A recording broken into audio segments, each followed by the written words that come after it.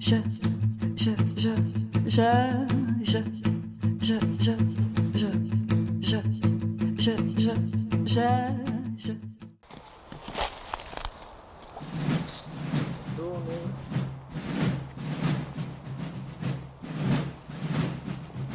Ah, c'est bon, personne en vue.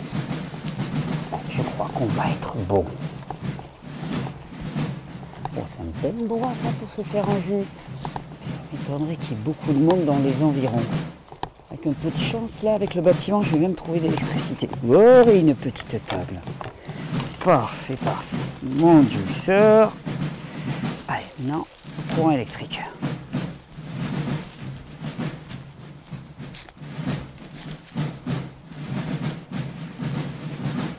Qu'est-ce qu'il fout ce guignol là dans mon jardin là? Il est en train de faire un jus ou quoi?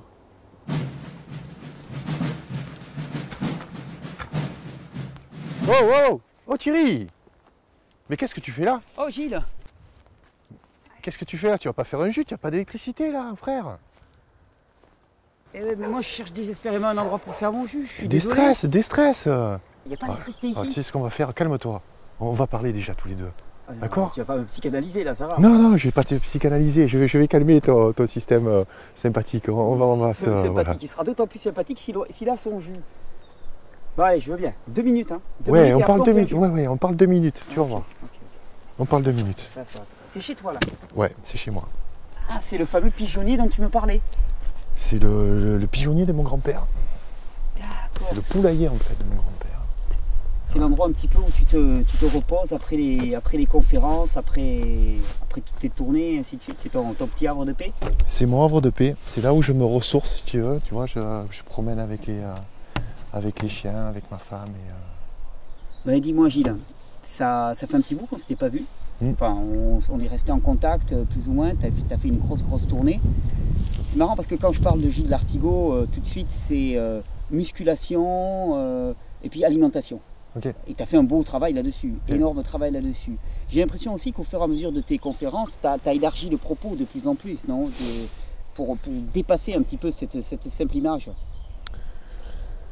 Ouais, c'est vrai qu'on aime bien mettre les gens dans des cases, tu sais, dans des boîtes. Ouais. J'ai écrit un texte, je te ferai découvrir au sujet justement des boîtes. On vit dans un milieu carcéral dès notre naissance. C'est Pierre Rabhi qui disait ça. Oui. On vit dans une boîte, on est dans un landau, après on nous met dans un parc d'enfants pour pas qu'on s'échappe. Une boîte avec des barreaux, tu vois. Après on travaille pour sa boîte. On se remboîte. Voilà, on sort en boîte. Après on finit dans une boîte à vieux, après on finit dans la dernière boîte. Tu vois, et on passe sa vie à vouloir la gagner au lieu de la vivre. Et j'ai développé un texte là-dessus qui finit justement mes dernières conférences, quoi. Et c'est la case dans laquelle je suis au niveau du sport par exemple, mais je ne suis pas très à l'aise si tu veux là-dedans, parce que je ne suis pas un expert. Moi je fais du sport depuis que j'ai l'âge depuis tout jeune. Après j'ai commencé, tu sais, la culture physique, non pas la musculation, la culture physique lorsque j'avais 17 ans. Oui, d'accord. Et c'est vrai que par rapport à mon physique, on me catalogue souvent. Tout de suite, on te voit arriver. Tout de suite. Oui, mais c'est le problème de notre société, tu le sais.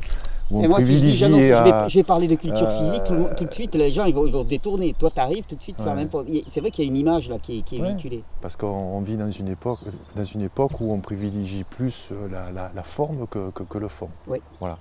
Donc c'est vrai que j'en joue aussi parce que ça attire, si tu veux, et du fait que je sois en décalage avec ce milieu d'alimentation santé, ben ça fait se poser des questions, quoi. Oui, le personnage un peu du bûcheron qui débarque dans un domaine dans lequel on est tous filiformes plus ou moins, et c'est vrai que ça faisait une sorte de décalage qui était assez intéressante.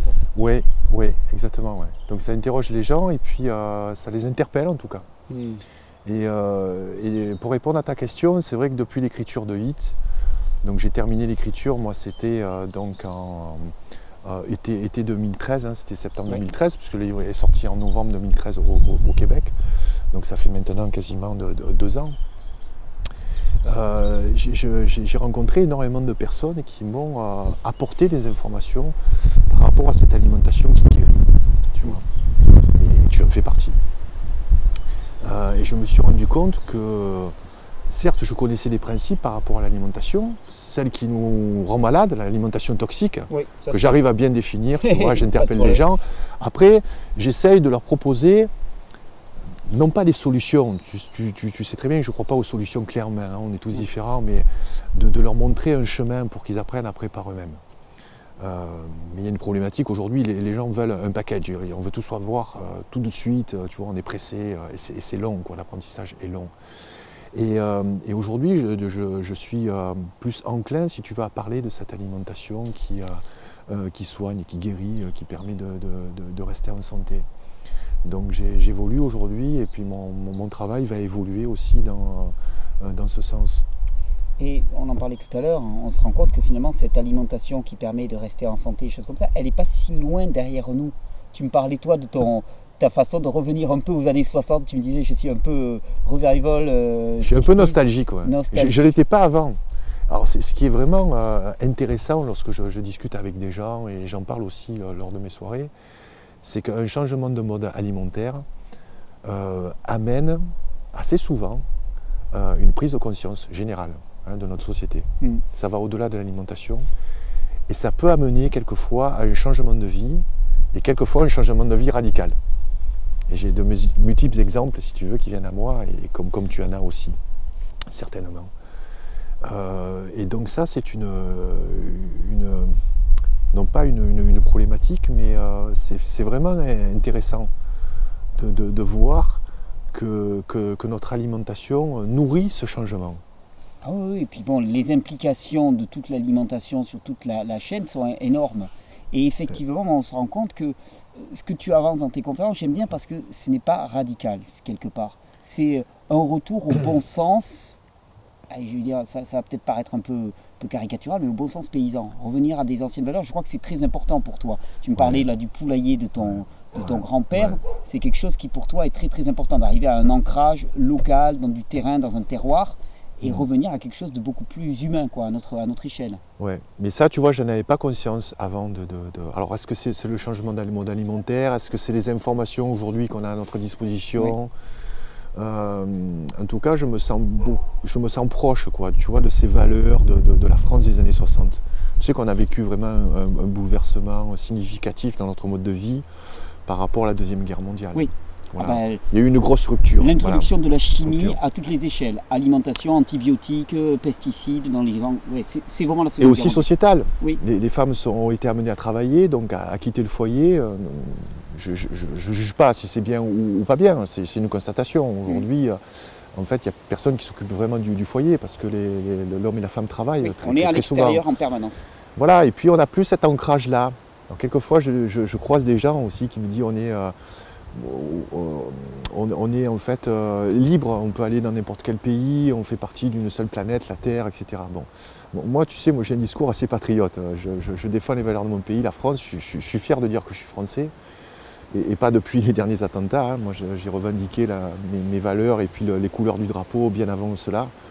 Le fait d'être aujourd'hui posé ici en France, d'avoir cet ancrage, l'ancrage est nécessaire pour construire. Je pense. Si tu n'as pas d'ancrage, tu ne peux pas construire. Tu sais, nous ne sommes pas des nomades en fait. On pense que l'homme a toujours été migrant. Non, en fait, l'homme migre parce qu'il y est contraint, souvent.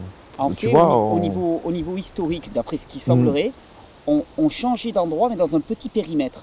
C'est-à-dire que, bon, moi je parle de ça parce que près de chez moi, il y a un ensemble de grottes. Il y a l'homme le plus ancien d'Europe, l'homme de Tautavel, c'est juste à côté de chez moi. Okay. Et ils se sont rendus compte qu'en fait, il était nomade, mais dans un tout petit périmètre. C'est-à-dire qu'il avait la grotte de l'été, la grotte de l'hiver, la grotte du printemps, la grotte de l'automne. Oui, il avait ses résidences secondaires. Exactement, en fonction de l'exposition solaire, mais dans un secteur qui était de la taille, je ne sais pas moi, quelques kilomètres carrés au maximum. Donc, on ne peut pas parler de nomadisme tout azimut. Donc je pense qu'effectivement, cette notion-là est inhérente à l'homme.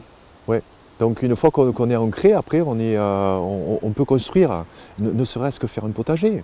Quand tu cultives ta terre, tu le sais, il faut passer du temps. Si tu bouges tout le temps, tu ne peux pas cultiver aussi un potager et puis construire aussi une maison ou faire des choses au niveau local, quoi. Donc voilà, aujourd'hui je me sens proche de ces valeurs du passé. La place de l'homme aussi dans la société, hormis l'aspect macho et viril, je pense que l'homme était le patriarche, quoi, voilà. Et ça me désole aujourd'hui, tu vois, de voir de plus en plus de familles aujourd'hui, entre guillemets, recomposées. Il y a un petit peu une dislocation du noyau, tu vois, familial, cette destruction de la famille, qui pour moi est préjudiciable au bon épanouissement. D'ailleurs, tu le vois au niveau de la délinquance, par exemple, au niveau des jeunes, les jeunes aujourd'hui sont laissés à l'abandon. Les parents ont abandonné cette éducation. Et ce qui n'était pas le cas dans les années 60. Alors peut-être que dans les années 60, on peut reprocher que le père était trop, si tu veux, rigoureux, tu vois, sévère. Oui, voilà. Il ne s'agit pas de revivre la même chose, mais de s'inspirer de ces valeurs-là d'une certaine manière. Il y a une chose, moi, qui me paraît évidente aussi, c'est que comme on est tout le temps tiré à l'extérieur, finalement, cette notion de foyer, que moi j'aime bien, c'est-à-dire le centre, ramener à ce qui se passe là, dans la famille, dans un terrain, et ainsi de suite, elle a complètement disparu. Mais pour y revenir, on en parlait tout à l'heure, tu me disais, pour se réapproprier nos choix, il faut de l'éducation, il faut de la connaissance. Et ça, je trouve que c'est la chose qui manque le plus actuellement. C'est-à-dire qu'il n'y a plus de connaissance. C'est-à-dire que si du jour au lendemain, on nous demande de nous investir dans le champ politique, par exemple, il n'y a plus aucune culture politique. Comment on fait ? Je vois pour la physiologie, moi ça fait maintenant 5 ans que je fais des vidéos sur la physiologie, je continue à en découvrir et je vois qu'il faut du temps pour rentrer là-dedans, pour comprendre enfin comment fonctionne le corps humain. Ouais. Et ça me paraît une des grosses difficultés. C'est-à-dire que ce travail de transmission, il n'est pas fait. La connaissance, c'est la vraie liberté. Ouais. Au-delà des mots, si tu veux, c'est pas une phrase facile, mais lorsqu'on quitte l'école, en fait, on n'apprend plus. Lorsqu'on a un travail. Il a été décidé pour nous qu'on n'apprenait plus. Bon, après, je pense qu'on est d'accord tous les deux, à l'école, bon, on n'apprend pas forcément peut-être les bonnes choses, ou on nous fait rentrer en tout cas dans des cases et dans des boîtes. C'est une espèce de propagande. La propagande commence dès qu'on est petit. Tu vois, enfin, les enfants qui se lèvent tôt pour aller à l'école, tu vois. Tu parlais d'épuisement du système nerveux. Petit déjeuner. Petit déjeuner déjà catastrophique pour les enfants. En plus, c'est les enfants qui sont, je dirais, de familles pauvres, ne mangent pas forcément aussi à leur faim. En plus, quand ils mangent, c'est une mauvaise chose, tu vois.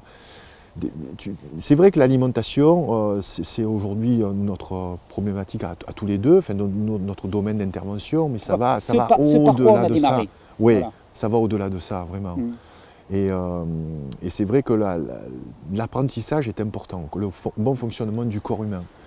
Et tu m'apprends des choses régulièrement, parce que je regarde tes vidéos, ne serait-ce que je t'ai dit aujourd'hui, sur le système sympathique et le parasympathique, c'est ça ? Exactement. Aujourd'hui, j'ai appris quelque chose grâce à toi. Oui, voilà. Et ce qui me paraît il faut apprendre tous les jours. Ça prend quoi ? Une demi-heure ? Peu importe. Puis il n'y a pas que Thierry Casasnovas. Non, heureusement. Il y a plein d'autres personnes, quoi. Il n'y a pas que la santé. Il y a aussi le système sociétal, il y a comment fonctionne notre économie, cette économie basée sur l'argent. Ça veut dire quoi la dette aujourd'hui des États? D'où vient cette dette? Comment elle est arrivée à être la problématique principale des États aujourd'hui? Mais Gilles, pour avoir le temps d'étudier tout ça, il faut avoir du temps. Comment on fait? C'est ça la problématique. C'est que quand tu passes ta journée à travailler à l'extérieur, t'as pas le temps de t'instruire, t'as pas le temps d'apprendre, t'as plus le temps de... C'est de trouver le temps. Et comme je dis, on a chacun 24 heures par jour. On doit se fixer des priorités. Voilà. Et donc il faut affecter notre temps à ces priorités. Et il faut qu'on retrouve le temps. Le temps, je dis que c'est un bien précieux que nous a volé aussi la société moderne. Oui. Regarde par exemple en région parisienne, on passe facilement 2 heures par jour dans les transports en commun. Comment optimiser ce temps passé dans les transports en commun? Je me réjouis de voir dans tes vidéos l'option MP3. Ah oui, moi c'est très très important. C'est comme ça moi que je me suis formé. C'est en me déplaçant. Apprenons pendant les transports en commun, au lieu d'écouter bêtement les radios mainstream dans sa voiture, tu vois. Oui, on peut l'écouter de temps en temps, mais on peut s'écouter aussi quelqu'un qui va intervenir sur un sujet. Il y a toutes les conférences TED aussi, tu sais, les TEDx, les TED, qui sont remarquables. C'est un format de 15 minutes, 20 minutes. Tu apprends l'essentiel d'un sujet. Si ça t'intéresse, après, tu vas plus loin. Tu vois, mais commençons à apprendre. Et déjà, savoir comment fonctionne le corps humain, voilà, et ça, pour moi, c'est vraiment c'est utile, quoi.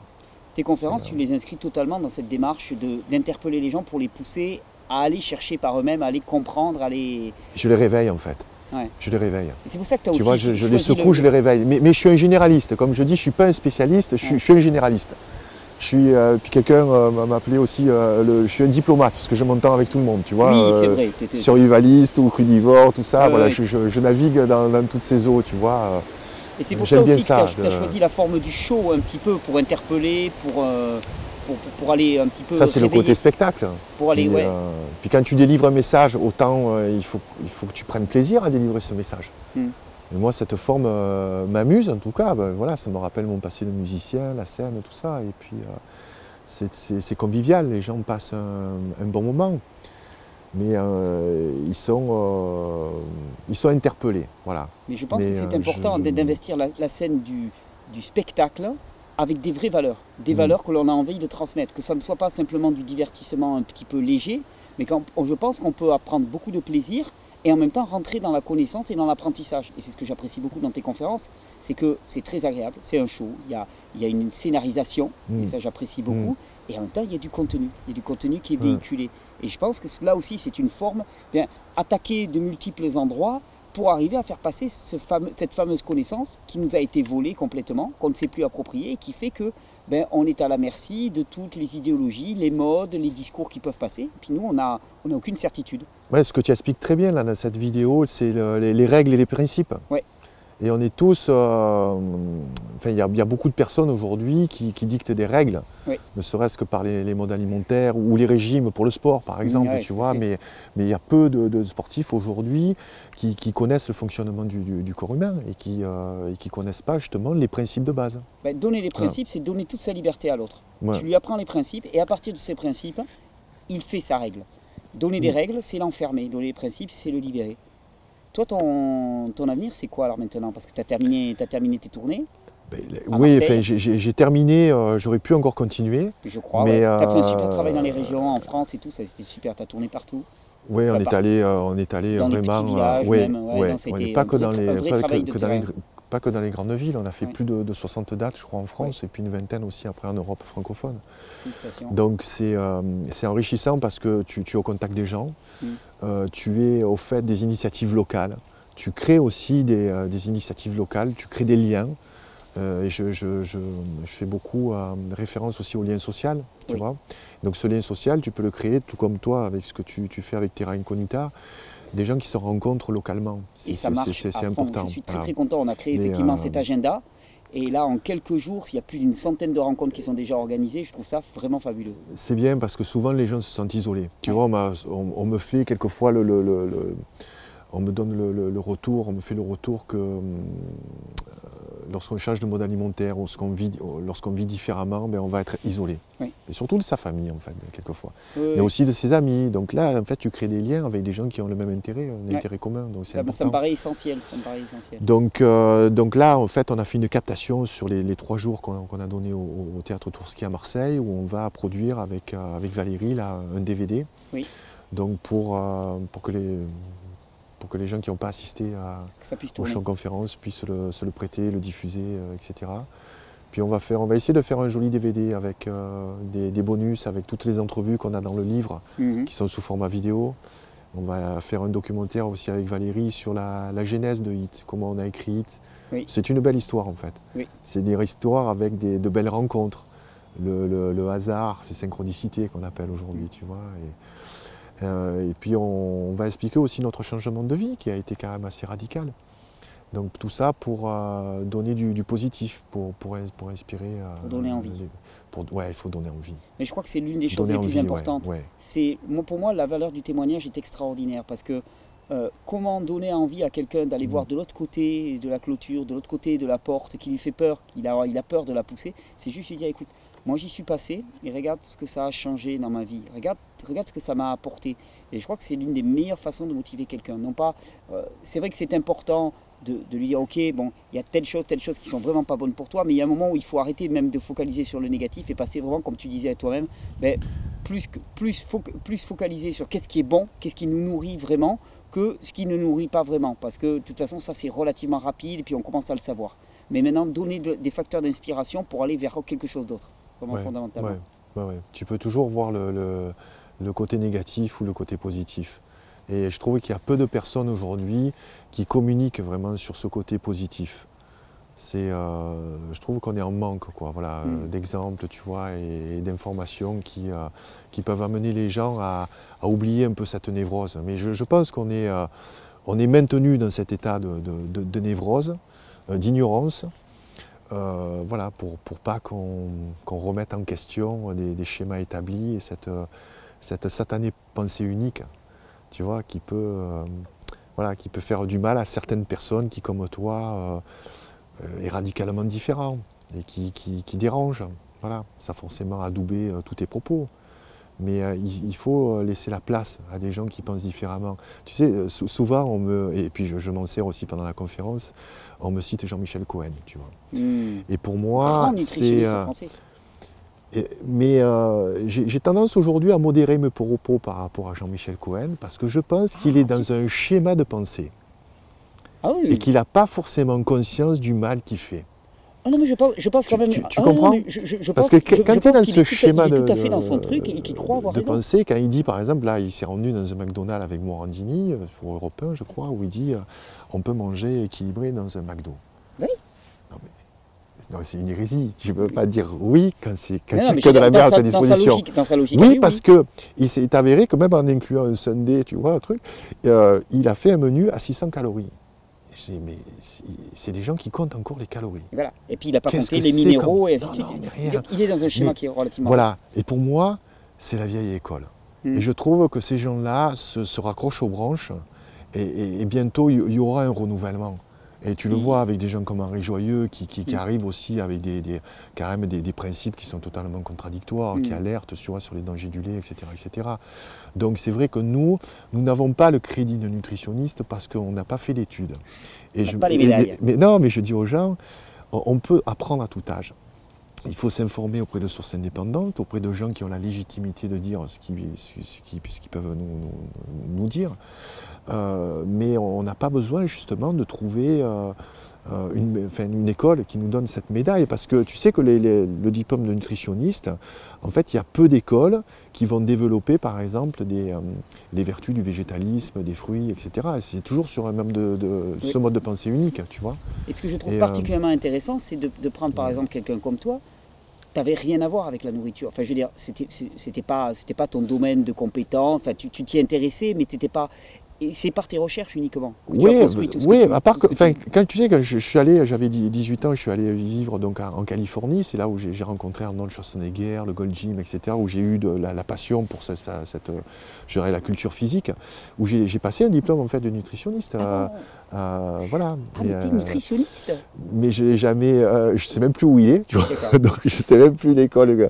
J'avais quoi? J'avais 19 ans quoi à l'époque. Donc il y a 30 ans.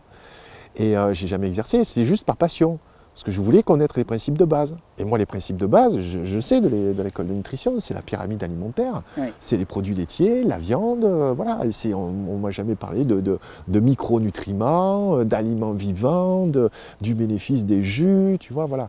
Donc ça a été une passion. Mais là, en 5 ans, j'ai découvert des choses qui sont incroyables. Et qui sont... alors cachées ou pas, mais en tout cas qui ne sont pas enseignées. Voilà.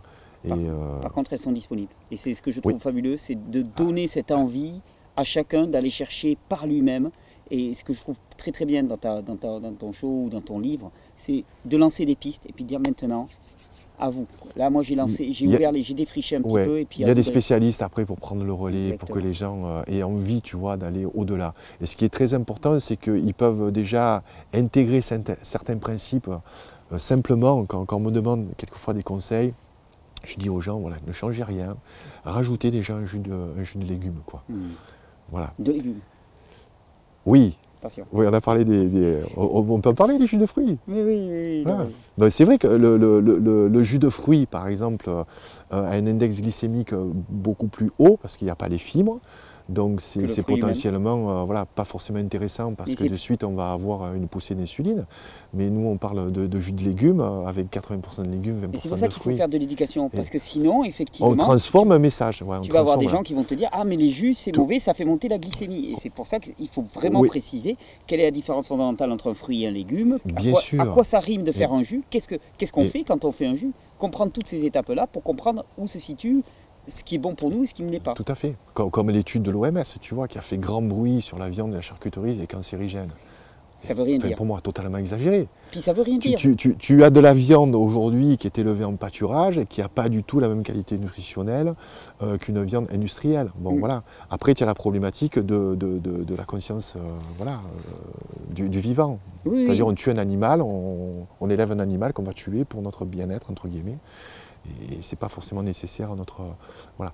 Mais si on parle juste d'un point de vue nutritionnel, Quand on te dit voilà, la viande est cancérigène, ça ne c'est- veut rien dire. non, la charcuterie, c'est la même chose. Tu as de la charcuterie corse, par exemple, où tu n'as pas de nitrite ou de nitrate de sodium, qui est un conservateur très nocif qu'il y a dans la charcuterie industrielle.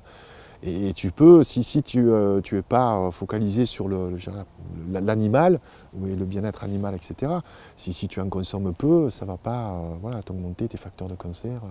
Mais pour arriver à louvoyer là-dedans et ne pas se laisser amener par le bout du nez, il faut commencer à comprendre ce qui se passe et comprendre les enjeux. Oui, mais regarde ce qu'ont repris les journalistes. Ouais. C'est bon. La viande est cancérigène. Bon, je peux pas, je dirais, moi c'est un discours qui m'arrange un petit peu parce que ça abonde un peu dans mon sens. Mais c'est totalement exagéré. C'est pas. Et Oui, ils lisent pas vraiment c'est l'étude, tu vois, caricatural, et c'est simplificateur. caricatural, voilà. C'est caricatural, Comme simplificateur. ça peut être aussi le soja. Oui. Tu vois, si tu te bouffes 300 grammes de soja par jour, c'est certain. En plus, si c'est du soja OGM, voilà encore. C'est mal parti.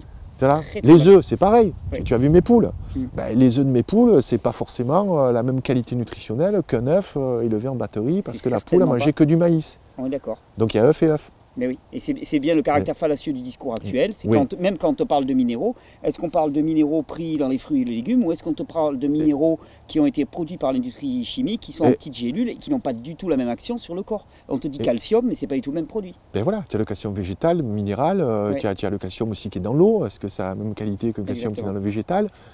Pour ça Donc, pour arriver oui, mais- à surfer là-dedans, il faut de la connaissance. Il faut la connaissance, exactement. C'est pour ça que les gens sont perdus. Parce qu'en fait, ils n'ont pas les bases.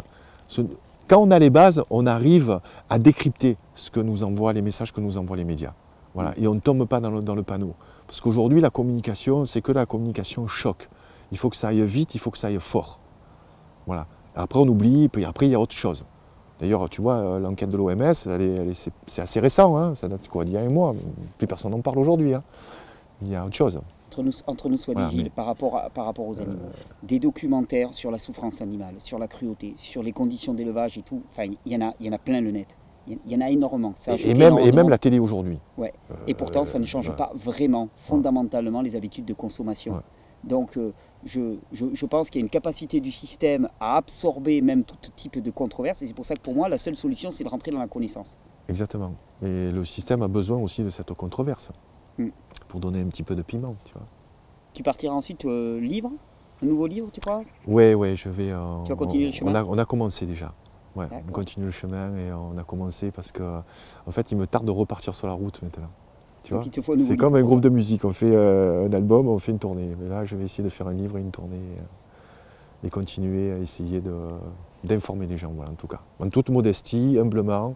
Et comme je dis, quand on parle d'alimentation, on ne peut pas donner de conseils parce que, déjà, on ne sait pas tout le monde est différent. Donc il faut être très humble et très prudent par rapport à ça. C'est bien joli, le jardin de ton grand-père, là. C'est inspirant aussi. Ah, très très beau lieu. Très très beau lieu. Bon, il n'y a pas d'électricité pour faire un jus. Malheureusement, tu ne pourras pas faire le jus ici. Il va falloir que tu trouves un autre endroit. Il va falloir que je reparte sur la route. Ouais. Bon, j'y arriverai, j'espère d'ici la fin de Terra Incognita me faire mon jus. Merci Gilles. Merci beaucoup. Merci Thierry. Merci de à m'avoir toi. accueilli ici. Merci.